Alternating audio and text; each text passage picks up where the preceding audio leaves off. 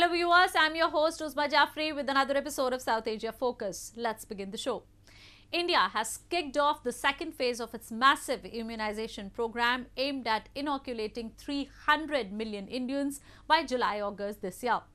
The second phase is also set to boost the pace that the Indian vaccination process requires in order to reach its 1.3 billion people. Prime Minister Narendra Modi and several members of his cabinet opted for the homegrown Covaxin, which has demonstrated 81% efficacy in preventing the disease in the third round of its clinical trials.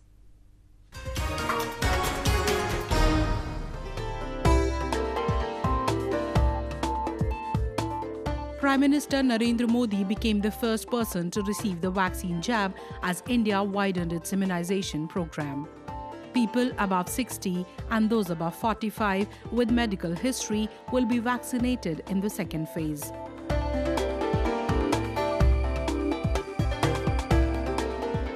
Modi, whose diplomatic endeavors during the pandemic have won him global applause, urged others too to get themselves vaccinated.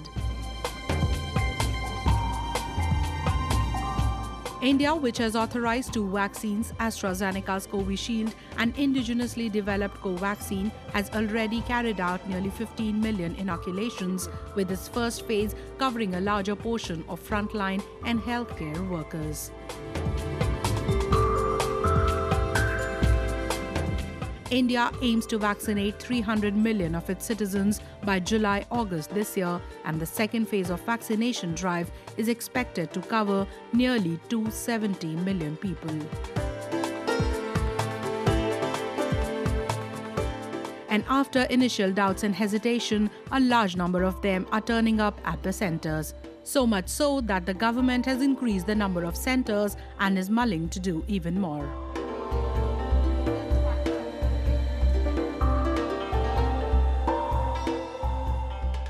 लोगों को डरना नहीं चाहिए और ये vaccination ज़्यादा से ज़्यादा लोगों को अपने आप को लगवाने चाहिए ताकि वो अपने आप को भी सेफ रखें और लोगों की भी सेफ्टी का ध्यान रखें. While India's 1.3+ billion population has been dubbed as major challenge to its vaccination program, the government has reassured its citizens that there was no shortage of vaccines in the country. It has successfully managed to flatten the curve in almost all states, barring two, where the situation has been slightly worrying but under control. Meanwhile, India's homegrown COVID-19 vaccine has shown an interim vaccine efficacy of 81% in late-stage clinical trials. The interim analysis was based on 43 recorded cases of COVID-19 in the trial of 25,800 participants conducted in partnership with the Indian government's medical research body. We just got to know the data, that our efficacy data clearly indicating around the trend indicating around 80.6. India had approved the vaccine branded Covaxin in January on the basis of promising immunogenicity and safety results demonstrated by the vaccine. India has maintained that it is producing vaccines not only for Indians, but its endeavour has been to strengthen the global fight against the pandemic. Vaccines produced in India are now being used by around 24 countries.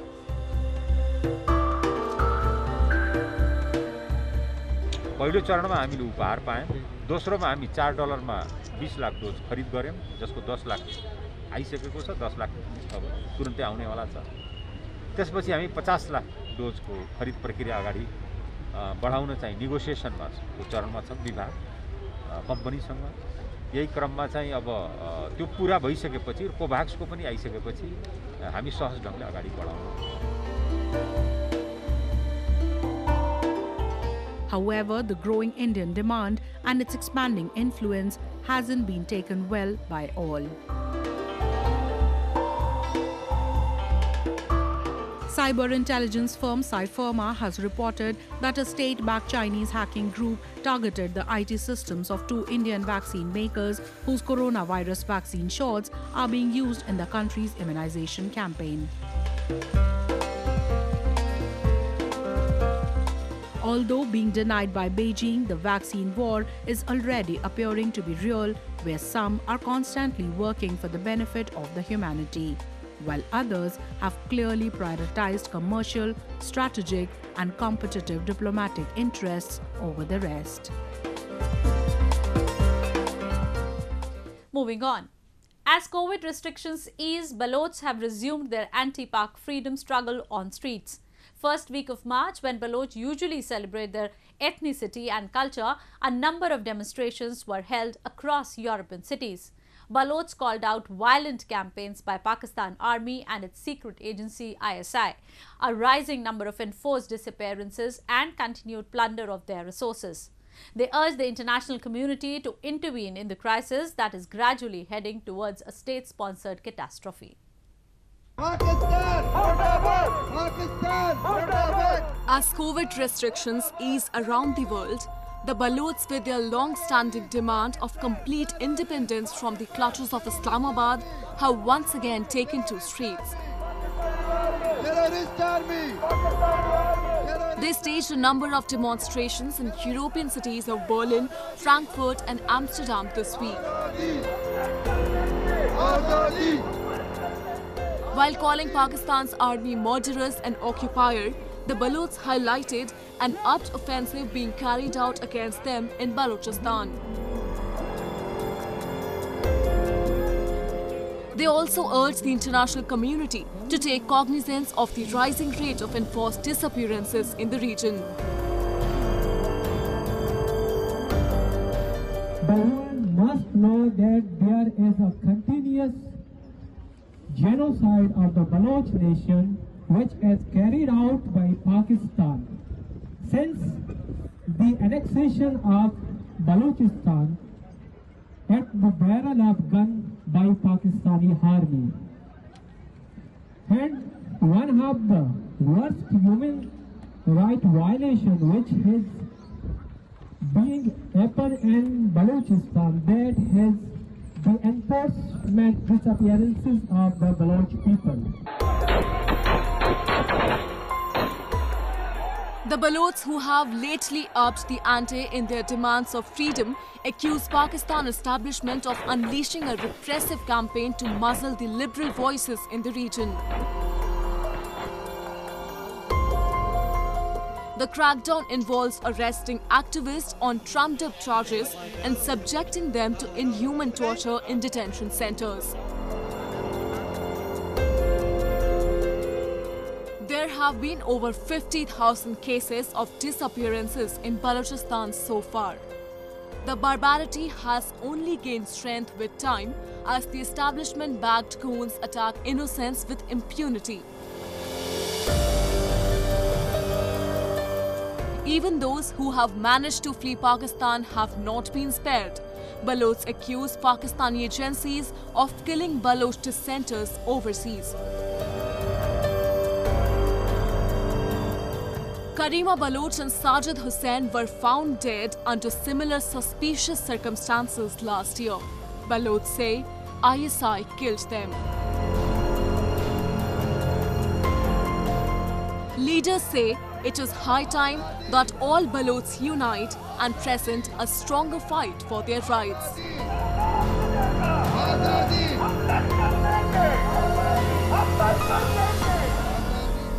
ये हमारे लिए शर्म का मकाम है कि एक जगह पे हमारे भाई मर रहे हैं, कट रहे हैं, शहीद हो रहे हैं, कुर्बान हो रहे हैं, मुजाहिमत कर रहे हैं, लड़ रहे हैं और दूसरी तरफ से हम तमाशा देखते रहें। और फिर ये खेज बात होगी अगर हम खुद खामोश रहें और दुनिया से तवक्को करें कि दुनिया हमारे लिए आवाज उठाएगी। दुनिया हमारे लिए कभी आवाज नहीं उठाएगी जब तक हम अपने लिए खुद आवाज नहीं उठाते। Despite being endowed with oil, coal gas, electricity and gold, the Baloch people still live in dire conditions with no electricity or running water. Furthermore, following the entry of the Chinese in the province, the Baloch have been exploited even more. Balochistan was under the British colonial rule and it was annexed by Islamabad on August 27, 1948. And since then, all its demands have been responded through military operations. The locals are neither made part of the committees that take decision of exploiting the resources, nor they are shared any dividends of the produce. And when they demand their rights or resist the forceful changes being brought about in their region, Pakistan uses brute high-handedness to suppress them.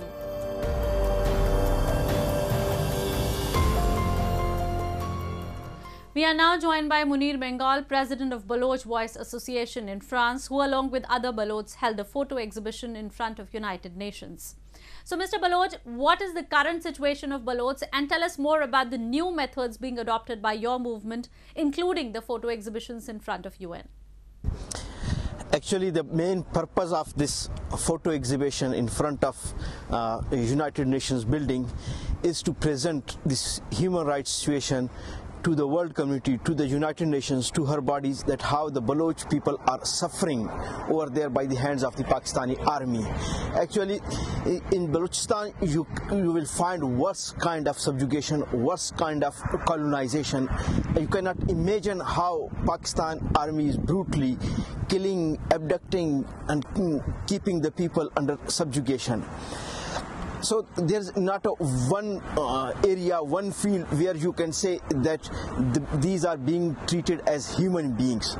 On one side we see there are military operations where the Pakistani army forces, they cordon off an area and then they start their military operation with helicopter guns, with killing the people extrajudicially and looting the resources of the houses and eliminating the people.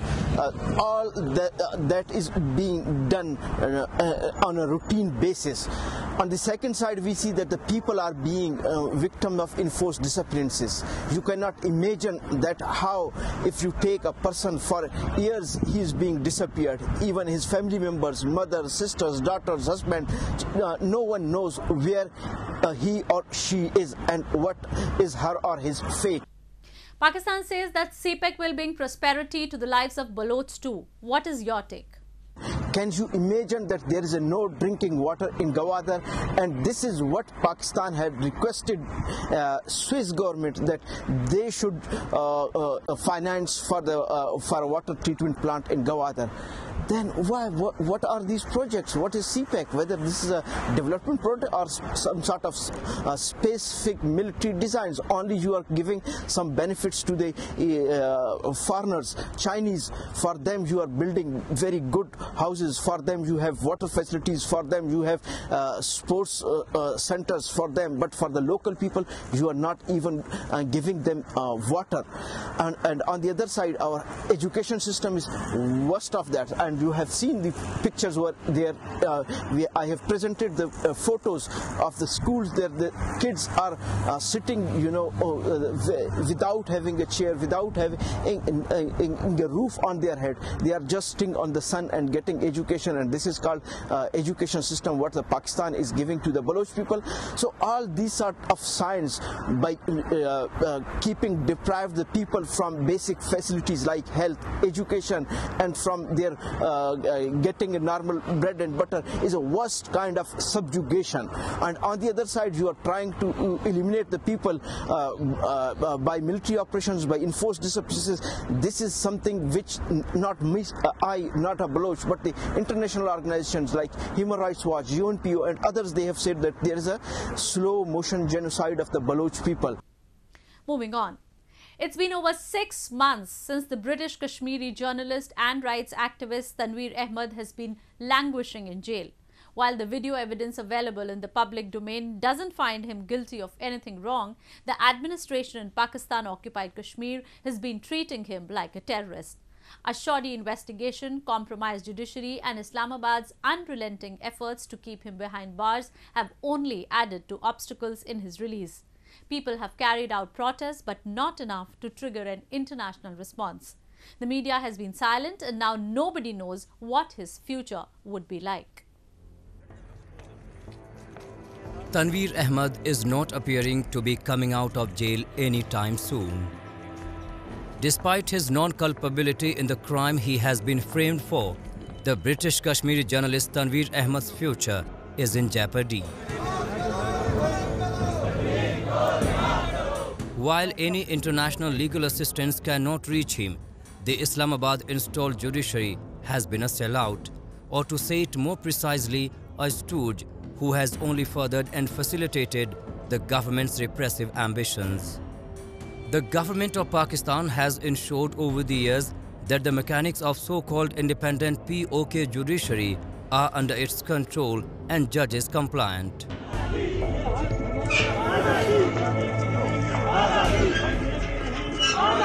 अदालतों में Pakistani security agencies के लोग बैठे होते हैं और उनकी मौजूदगी में जज साहब तो कुछ और सोच भी नहीं सकते। अगर सोचें भी तो वो बहुत बड़ा जुर्म करेंगे।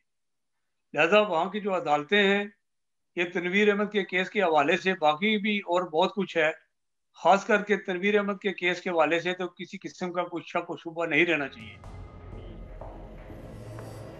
The Tanveer Ahmed case has met the fate of dozens of other activists who dared to raise their voice against the establishment and ended up being sentenced to 70 years to 90 years of rigorous terms in jail. Kashmiri activists who fled the state-backed attacks following their demands for independence are mulling large-scale movement to gain freedom.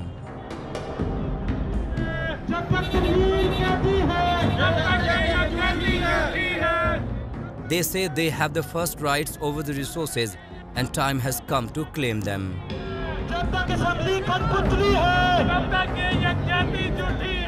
लोगों को ये सोचने का मकाम है कि वो अपनी सोचों में तब्दीली लाएं ताकि रियासत भी आज़ाद और पाकिस्तान के अपने मामलात हैं वो जारी रखें। इस तरीके से काम किए जाएं कि पाकिस्तान से हमारी जल्द से जल्द जान छूटे ताकि हम अपनी रियासत को एक आज़ाद खुद मुख्तार रियासत बना सकें। उस रियासत के अंदर रहने वालों को जो वकार है वो मिल सके। पाकिस्तान ने तो अपने लोगों को वकार नहीं दिया, हमें कहाँ देंगे। लिहाजा हमारी बेहतरी इसी में है कि हमें पाकिस्तान के कब्जे के खिलाफ मुतहिद होकर जदोजहद करनी पड़ेगी ताकि हम अपने वसाइल के साथ साथ लोगों की जो इज्जत वकार है उसको भी बहाल कर सकें। In the last few years, Pakistan has intensified its crackdown on the right to freedom of expression in POK. Political activists and journalists are targeted and charged under draconian laws, including the Prevention of Electronic Crimes Act, the Anti-Terrorism Act, and sections of the Penal Code on sedition and defamation. Media freedoms have been curtailed, with editors experiencing a growing culture of censorship, coercion, and harassment by the authorities. Raising voice for basic human and fundamental rights, demanding for ownership of natural resources and self-governance, criticism on wrongdoings of establishment and subservient judiciary has become almost blasphemous. वो ये कहना चाहते हैं कि ये जो खिता पुरअमन खिता है, जहाँ लोग पुरअमन तरीके से रह रहे हैं, हर तरह के जबर पर जो खामोशी इख्तियार की हुए हैं, वो चाहते हैं कि इस खिते के अंदर कोई माहौल थोड़ा सा गर्म हो। और मुझे यकीन है कि जितना जबर इस खिते के ऊपर है, जो जम्मू कश्मीर का वो इलाका जो पाकिस्तान के ज़ेरे कब्जा है, वहाँ का नौजवान ज़रूर उठेगा और उनको बताएगा कि किस तरीके से जबर के खिलाफ जनाब वाला कौमें उठा करती है और किस तरीके से लड़ा करती है।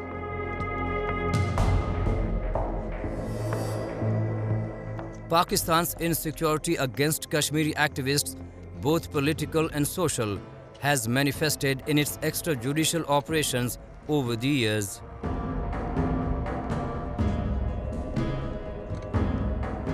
It has preemptively targeted and suppressed the voices demanding rights and freedoms in its illegally occupied territories of POK and Gilgit-Baltistan.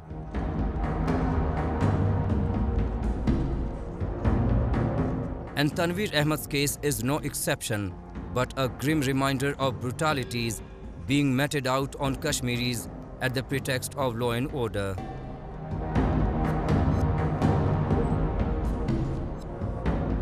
For now, Tanveer Ahmed is in tight Pakistani clutches, with hopes of freedom diminishing with every rising sun.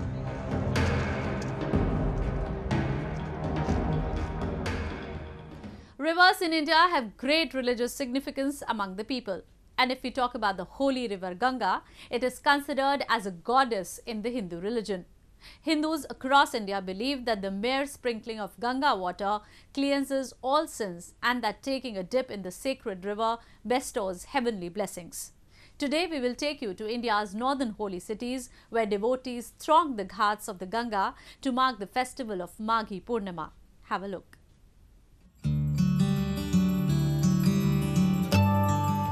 Scores of Hindu devotees flock to ghats of river Ganga in India's temple towns of Varanasi and Prayagraj to mark the festival of Maghi Purnima amid the coronavirus pandemic. Hindus believe that the water of river Ganga has the properties to cure several diseases, and it is also used during religious ceremonies for purification. Maghi Purnima is the full moon night that falls in the Magh month of the Hindu calendar and is a revered occasion for the devotees. On this occasion, devotees offer prayers, perform rituals and take a holy dip in the revered rivers to absolve their misdeeds and seek blessings from the gods. एक महीने के पूरे कल्पवास के बाद यह माघ का आखिरी स्नान है और इसके पश्चात यह एक आखिरी स्नान और होगा महाशिवरात्रि का। Similar scenes were witnessed in India's Haridwar town, which is known as the gateway to heaven, where devotees took a holy dip in river Ganga and offered special prayers for their well-being and prosperity. Some devotees also observe a fast, take bath before the sunrise, and they have a meal only after sighting of the moon. कुंभ मेले का स्नान करने के लिए आए। आज पूर्णमासी का स्नान था। आज यहाँ पे स्नान करने के लिए आए और गंगा मैया की कृपा से जो कोविड खत्म हो रहा है उसकी कामना करते हैं कि सारा संसार ठीक ठाक हो जाए।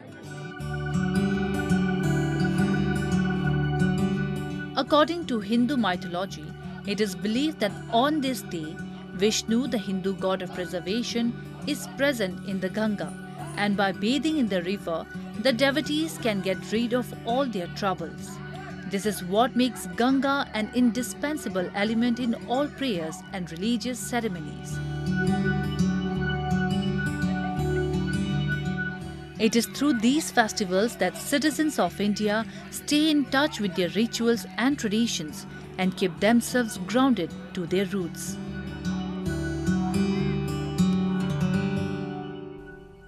According to Hindu mythology, the water of river Ganga descended on the earth through the locks of Lord Shiva to help mankind wash away their sins.